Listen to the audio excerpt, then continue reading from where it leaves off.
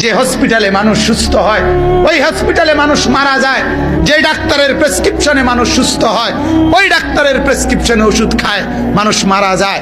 ওষুধ খাইতে খাইতে মানুষ সুস্থ হয়, ওষুধ খাইতে খাইতে মানুষ মারাও তো যায়।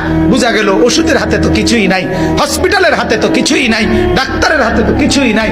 যা তা একমাত্র কায়নাতের মালিক আল্লাহ তাআলার হাতে। তাকে কেন নারাজ করছেন?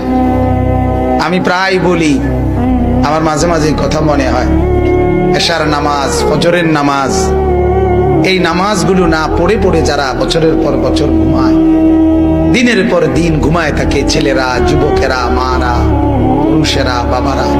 আহ মুসলমান, যদি আল্লাহ তাআলা একজন ফেরেশতাকে একটা বারের জন্য বলতেন, ফেরেশতা এই নাফরমানকে শুধু একটা চটকনা দিয়ায়, তাইলে তার 14 গোষ্ঠীর জীবনে আর কোনদিন সে নামাজ ছাড়ত।